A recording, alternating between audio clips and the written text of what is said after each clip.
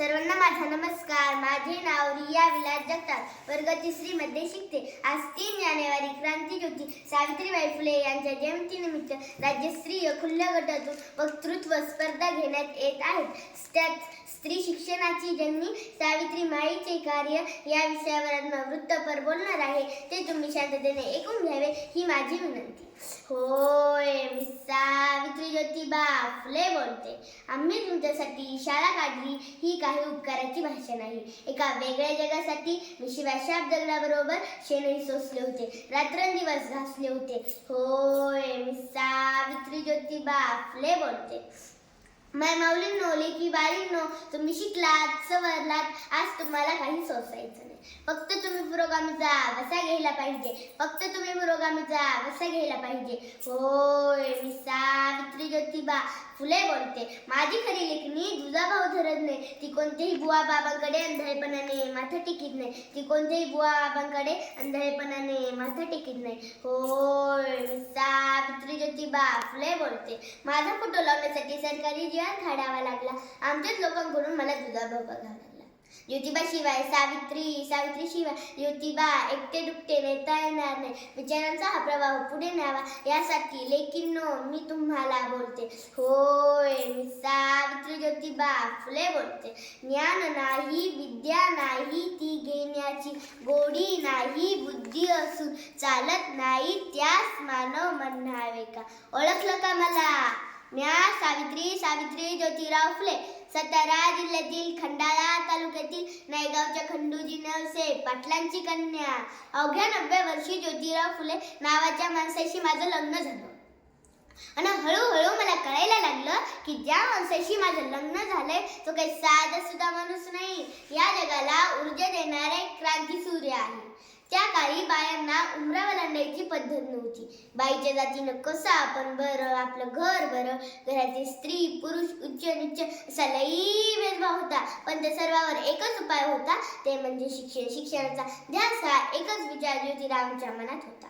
एकदा ज्योतिराव शिक्षणाचा प्रसार करत असताना फरहान नावाच्या ब्रिटिश मॅडम त्यांना म्हणाले, मिस्टर फुले, तुम्हाला शिक्षणाचा प्रसार करायचा आहे ना? So educated woman first. Because if a woman educated, the whole house be educated. पण तुम्ही माणसं तुम्हाला घराच्या बाहेरच पडू देत नाही. सो बॅड मिस्टर फुले झालं. ते घरी आले की माझ्याकडं पाटी पेन्सिल घेऊन आणि मला म्हणाले, सावित्री, आजपासून म्या तुला शिकवणार. झालं, सुरू झाला माझा अभ्यास.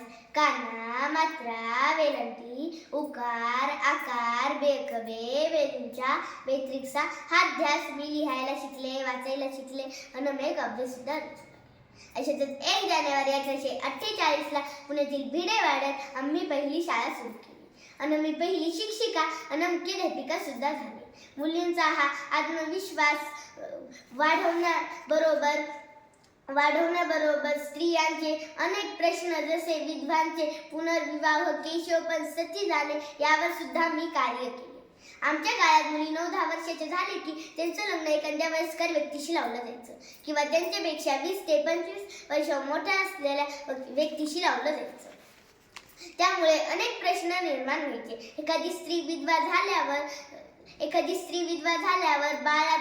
तिच्या बाळाचा प्रश्न एकच असतो. त्या बाळाचा एकच प्रश्न असतो. अशा मुलांसाठी बालहत्या प्रतिबंध गृहाची स्थापना केली.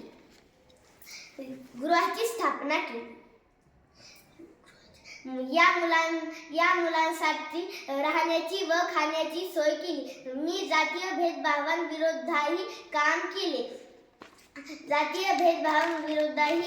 केले.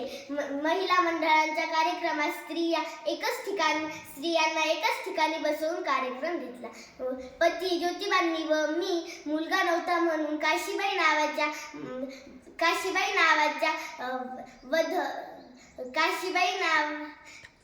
विधवाचा मुलगा दत्तक घेतला. त्याचे नाव यशवंत ठेवले. यशवंताला आम्ही डॉक्टर बनविले. प्लेगच्या साथीच शेवटच्या श्वासापर्यंत मी कार्य केले. जाता एवढेच बोले, शेळपटासारखं जगला तर काम तमाम होईल. पण वाघासारखं जगला तर नाव होईल, पण वाघासारखं जगला तर नाव होईल. धन्यवाद.